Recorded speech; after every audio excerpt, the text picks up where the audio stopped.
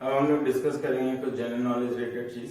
पहला, जो अब तक हम लोगों ने पढ़ा था कि जो अगर लाइट रे फॉल करता है boundary separating two media from optically denser side at an angle of incidence equal to critical angle of the boundary, in that case angle of refraction in optically rarer medium will be 90 degree and light ray grazes the boundary from optically rarer side.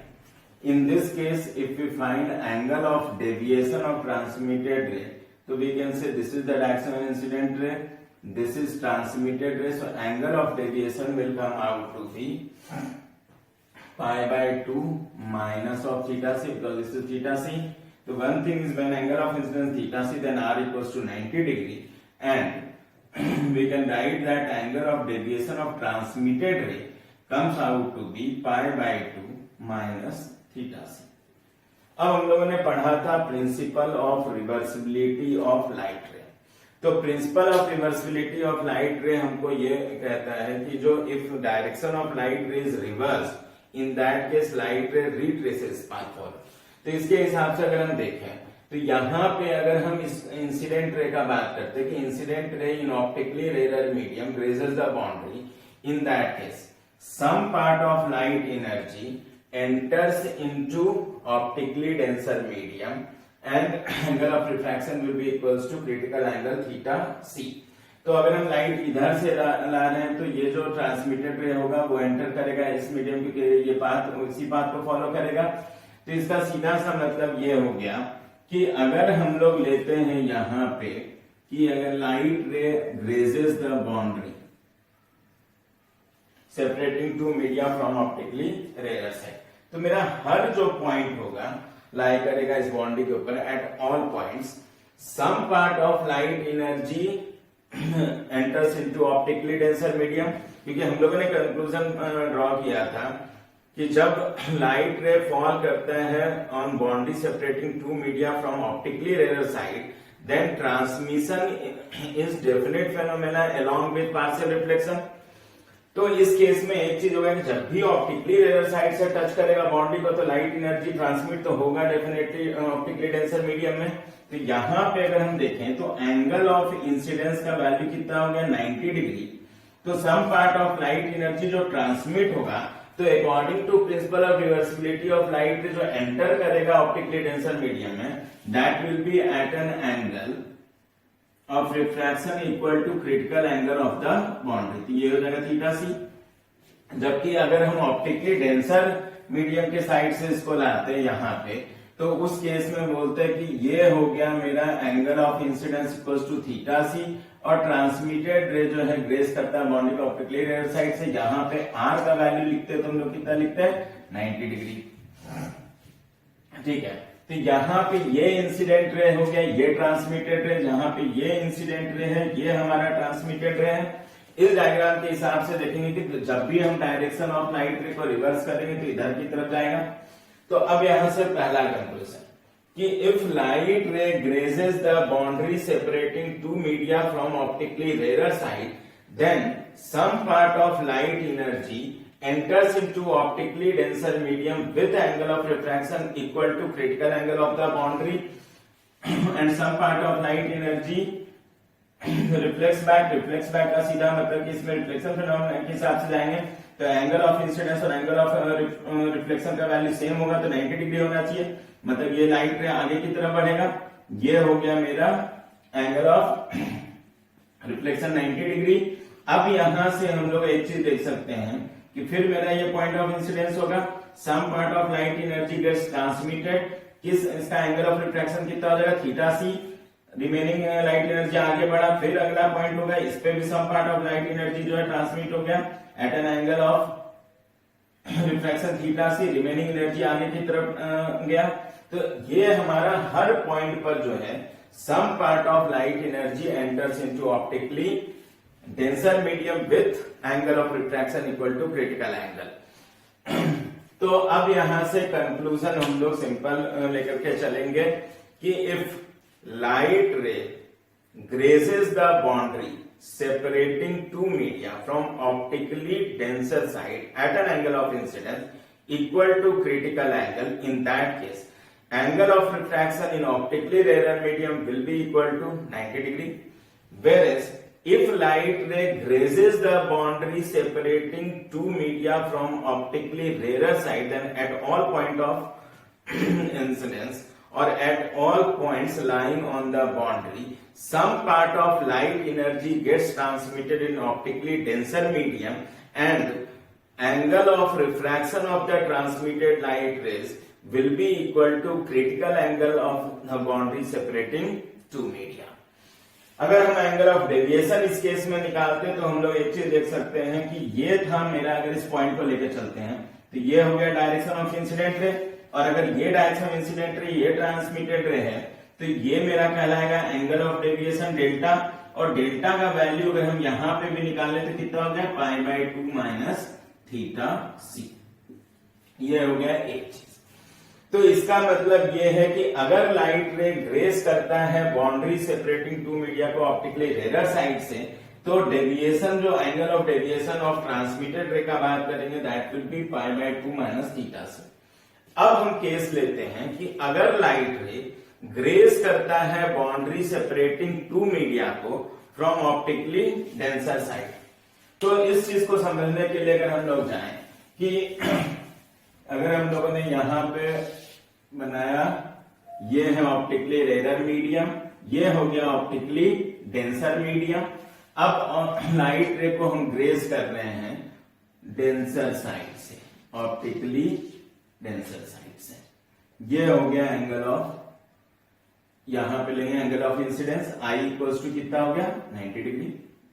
अब हमको पता है कि जब भी light रे का angle of incidence greater than critical angle होगा तो उस केस में हमारा ट्रांसमिशन फेनोमेना अकर नहीं होगा, और हम बोलेंगे कि जो total internal reflection phenomena occurs, मतलब जो भी इंसिडेंट लाइट एनर्जी होगा at the boundary will return back in optically denser medium. अब हमको पता है एक चीज ये है कि एंगल ऑफ इंसिडेंस का जो मैक्सिमम पॉसिबल वैल्यू कितना हो गया 90 डिग्री, और हमारे क्रिटिकल एंगल का डेफिनेशन था angle of incidence in optically denser medium for which angle of refraction comes out to be 90 degree. तो क्रिटिकल एंगल का मैक्सिमम पॉसिबल वैल्यू भी अगर हम बात करें तो मैक्सिमम कितना जा सकता है 90 डिग्री। इसका सीधा सा मतलब ये हो गया कि जो क्रिटिकल एंगल का वैल्यू जो होगा वो 90 डिग्री से कम होगा, 90 डिग्री से कम या मैक्सिमम 90 डिग्री का बराबर का सिचुएशन तक हमारा टेंडिंग सिचुएशन ले जा सकते हैं हम लोग। लेकिन अगर हम लोग बात करें critical angle of the boundary जो है हमारा, इन जनरल बात करें तो विल बी लेस देन और इक्वल टू 90 डिग्री। तो यहां पे हम देख रहे हैं कि आई इक्वल्स टू 90 डिग्री का दे रखा है, तो ये बात पक्का है कि angle of incidence is optically denser medium जो critical angle of the boundary से ज्यादा बड़ा है। ज्यादा बड़ा है तो एक बात है ट्रांसमिशन फेनोमेना नहीं होगा। अगर ट्रांसमिशन फेनोमेना नहीं होगा इसका मतलब कोई भी लाइट एनर्जी जो है हमारा इस मीडियम के अंदर, मतलब ऑप्टिकली मीडियम के अंदर एंटर नहीं कर सकता, और इस केस में हमारा टोटल इंटरनल रिफ्लेक्शन फेनोमेना अकर होगा। और यहां पे एक बात क्लियर हो गया कि i will definitely be greater than theta c, और अगर हम इस चीज को लेकर के चलते हैं then TIR will take place. अब TIR अगर हो रहा है इसका सीधा सा मतलब है कि जो angle of incidence equals to angle of reflection का बात करेंगे हम लोग, और उस केस में एंगल ऑफ रिफ्रैक्शन अगर नॉर्मल के साथ देखेंगे 90 डिग्री की लाइट रे सीधा चला गया, और हम बोलेंगे कि डेविएशन ऑफ ट्रांसमिटेड रे कम्स आउट टू बी 0। क्योंकि हम लोगों ने पढ़ा था जब TIR का सिचुएशन होता था डेल्टा इक्वल्स टू होता है π-2i, और उस केस में आई का वैल्यू अगर π/2 होगा तो डेल्टा का वैल्यू जो हमारा that will be equals to 0। इसीलिए हम लोगों ने जो ग्राफ बनाया था कि when light ray falls on the boundary separating two media from optically denser side, तो उसमें हम लोगों का ग्राफ था इस तरह से। ये हम लोगों ने लिया था डेल्टा, इधर लिया था आई, और पहले हम लोगों ने शो किया था कि इस तरह से गया था, सडनली जो है आई इक्वल्स टू थीटा सी पे हमारा ये डबल हो गया था डेविएशन, उसके बाद स्ट्रेट लाइन फॉलो किया था, और यहाँ पे हमने 0 शो किया था। यहाँ पे आई इक्वल्स टू हम लोगों ने क्या लिखा था π/2 लिखा था। तो ये ग्राफ हमारा हुआ था। तो इसमें एक चीज हम लोग अब कंक्लूड कर सकते हैं ये कि अगर लाइट रे कभी भी ग्रेस करेगा बाउंड्री को फ्रॉम ऑप्टिकली डेंसर साइड, उस केस में लाइट रे गोज अनडेविएटेड, बिना किसी डेविएशन के सीधा चला जाएगा। लेकिन अगर लाइट रे फॉल करता है या ग्रेस करता है बाउंड्री को from optically rare side with angle of incidence equals to 90 degree, in that case some part of light energy gets transmitted into optically denser medium with angle of refraction equals to theta c, और उस case में deviation का जो value आएगा that will be pi by 2 minus theta c. तो ये हो गया दो स्टेटमेंट कि अगर हमारा ऑप्टिकली रेयर साइड से ग्रेस कर रहा है तो some part of light energy enters into optically denser medium with angle of refraction equal to theta c. लेकिन अगर वही लाइट रे ग्रेस करता है बाउंड्री को फ्रॉम ऑप्टिकली डेंसर साइड, उस केस में हमारा टीआईआर फेनोमेना को हम फॉलो करके चलेंगे, तो हमारा कोई भी लाइट रे जो होगा दैट विल गो अनडेविएटेड। तो ये हमारा हो गया जो हम कॉन्सेप्ट को बिल्डअप करके आगे चलेंगे। अब यहां से जो अगला टॉपिक अगर नोट्स में देखे होंगे तो कुछ इलस्ट्रेशन का टर्म में लिखा होगा और उसमें या टॉपिक के टर्म में डाल करके रखा होगा, उसमें हमारा जो है वो टॉपिक है सर्कल ऑफ इल्यूमिनेशन। तो सर्कल ऑफ इल्यूमिनेशन का बात हम कब करते हैं, तो हम तब बात करेंगे व्हेन लाइट रे जो हमारा फॉल करेगा boundary from optically denser side, मतलब सर्कल ऑफ इल्यूमिनेशन जो कॉन्सेप्ट का बात करते हैं when a point source of light is kept inside optically denser medium. तो पहला चीज ये हो गया कि जो अगर हम कोई भी पॉइंट सोर्स ऑफ लाइट को रखते हैं in optically denser medium, then we go for concept of circle of illumination में। तो यहां हम लोग लेते हैं, ये हो गया बाउंड्री सेपरेटिंग टू मीडिया। हम इधर ले लेते हैं ऑप्टिकली रेयर मीडियम, इधर ले लेते हैं ऑप्टिकली डेंसर मीडियम। हम लोगों ने एक पॉइंट सोर्स ऑफ लाइट यहां पे रखा है, this is point source of light kept in optically denser medium. Incident ray इधर से आएगा, इसलिए इस मीडियम का रिफ्रैक्टिव इंडेक्स हम ले लेते हैं n1, स्पीड ऑफ प्रोपेगेशन ले लेते हैं v1, यहां पे ले लेते हैं हम लोग n2, ये हो गया हमारा v2। अब यहां से इंपॉर्टेंट चीज हो गया, ये है हमारा क्या, अ पॉइंट सोर्स ऑफ लाइट। अब इससे हम लोग ऑलरेडी डिस्कस कर चुके हैं कि जो भी लाइट रे इस पर फॉल करेगा with angle of incidence 0, angle of refraction 0 होगा, ट्रांसमिट हो जाएगा यहां से, ठीक है, विदाउट एनी डेविएशन। अब जैसे जैसे एंगल ऑफ इंसिडेंस हमारा बढ़ता जाता है वैसे वैसे हम बोलेंगे कि एंगल ऑफ रिफ्रैक्शन भी बढ़ेगा। ये डायरेक्शन इंसिडेंट रे है, रेयर मीडियम अबे जाएगा, मतलब इधर की तरफ चला गया ट्रांसमिटेड रे, ठीक है, यहाँ पे ये हो गया ट्रांसमिटेड है। अभी मैं ट्रांसमिटेड को दिखा रहा हूँ, पार्शियल रिफ्लेक्शन वाले पार्ट को नहीं दिखा रहा अभी। उसके बाद फिर हमारा ये हो गया कि जो अगर हम एंगल ऑफ इंसिडेंस बढ़ाते जाएंगे तो ये एंगल ऑफ रिफ्रैक्शन हमारा नॉर्मल से बढ़ता जाएगा, और at one particular angle of incidence जिसको हम critical angle of the boundary बोलते हैं, तो जब हमारा इंसिडेंट रे डेंसर मीडियम में हो गया क्रिटिकल एंगल पे, उस केस में जो है light ray grazes the boundary separating two media from optically rare side, तो ग्रेस करता हुआ ट्रांसमिट हो गया। अब उसके बाद अगर एंगल ऑफ इंसिडेंस का value greater than critical angle है तो टोटल इंटरनल रिफ्लेक्शन हो गया, मतलब लाइट रे इमर्ज आउट नहीं होगा बाउंड्री से। तो इसका मतलब सीधा सा हो गया कि जब तक हमारा एंगल ऑफ इंसिडेंस का वैल्यू थीटा सी तक आता है तब तक हमारा रिफ्रैक्शन फेनोमेना होगा, और थीटा सी के बाद से हमारा रिफ्रैक्शन फेनोमेना नहीं होगा, मतलब ट्रांसमिशन फेनोमेना हमारा नहीं होगा।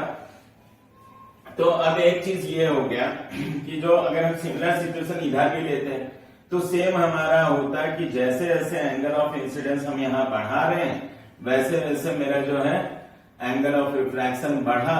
For one particular angle of incidence का हम बात करेंगे जो हमारा क्रिटिकल एंगल के बराबर होगा, उस केस में लाइट रिग्रेस करेगा बाउंड्री को ऑप्टिकली रेयर साइड। उसके बाद अगर हम लेते हैं यहां से कि angle of incidence is greater than critical angle, तो टीआईआर फेनोमेना हो जाएगा यहां से।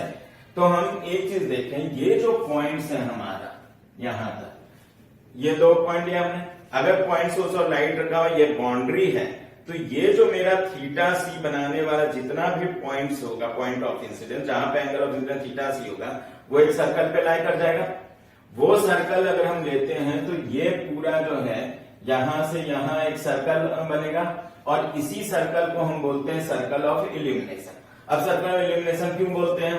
तो उसका रीजन ये हुआ कि अगर कोई भी ऑब्जर्वर यहाँ पे है इस मीडियम में, मतलब पॉइंट सोर्स ऑफ लाइट हमने रखा मान लो यहाँ पे optically denser medium, optically denser medium से ऑब्जर्वर होगा, तो उस ऑब्जर्वर को इतने से रीजियन से, मतलब इस सर्कुलर एरिया से लाइट एनर्जी जो है बाहर निकलता हुआ दिखेगा, लेकिन इसके बाद का जितना भी पॉइंट हम देख रहे हैं वहां पे कोई लाइट एनर्जी हमारा बाहर नहीं आ रहा है, क्योंकि आई ग्रेटर देन थीटा सी हो गया, तो टोटल का टोटल इंसिडेंट लाइट एनर्जी जो है रिटर्न बैक हो रहा है ऑप्टिकली डेंसर मीडियम में। तो ये जो सर्कल है वो ज्यादा इल्यूमिनेटेड दिखेगा, इसलिए इसको हम क्या बोलते हैं?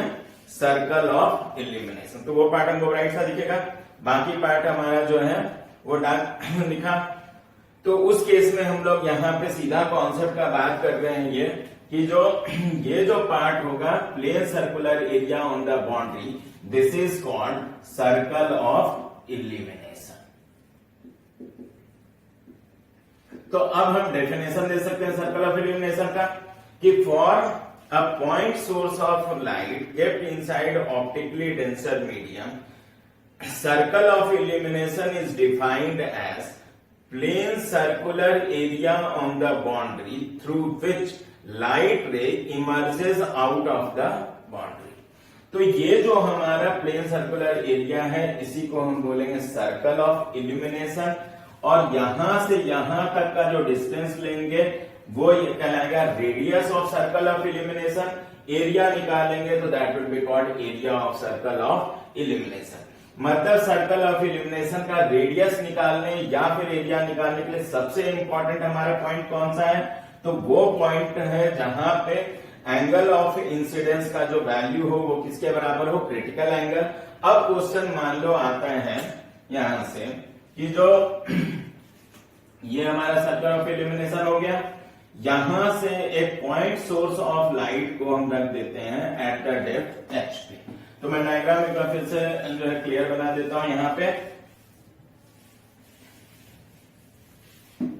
ये हो गया बाउंड्री सेपरेटिंग टू मीडिया, इसको ऑप्टिकली डेंसर मीडियम हम लोग ले रहे हैं, इसका रिफ्रैक्टिव इंडेक्स ले लेते हैं n1, speed of propagation v1, यहां हो गया ORM, इसको लिख लेंगे n2, स्पीड ऑफ प्रोपेगेशन ले लिया v2। एक पॉइंट सोर्स ऑफ लाइट हमने यहां पे रखा हुआ है, ये हो गया हमारा पॉइंट सोर्स ऑफ लाइट। अब क्वेश्चन में ये दिया हुआ है कि बाउंड्री से at the depth of h हमने एक पॉइंट सोर्स ऑफ लाइट रखा, तो ये हम लोग ले लेते हैं O।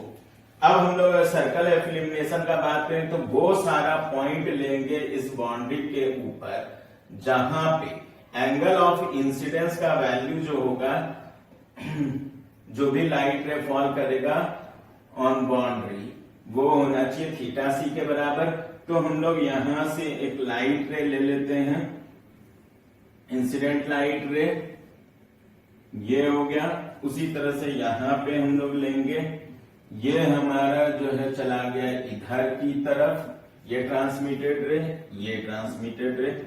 इस एंगल को लेंगे तो ये हो गया क्रिटिकल एंगल थीटा सी, यहां पे भी उसी तरह से लेंगे तो ये हो गया थीटा सी। अब हमारा जो है यहां से यहां तक का बात करेंगे तो ये कहलाएगा radius of circle of illumination. इस पॉइंट को भी नाम देता हूं मैं P का, इस पॉइंट को नाम देता हूं Q का। अच्छा, अब अगर हमको रेडियस निकालना, सबसे पहले हमको निकालना पड़ेगा क्रिटिकल एंगल।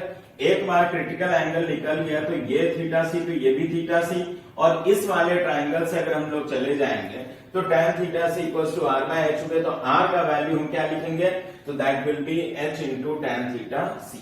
तो एक चीज हो गया कि अगर हम r रिप्रेजेंट करते हैं radius of circle of illumination,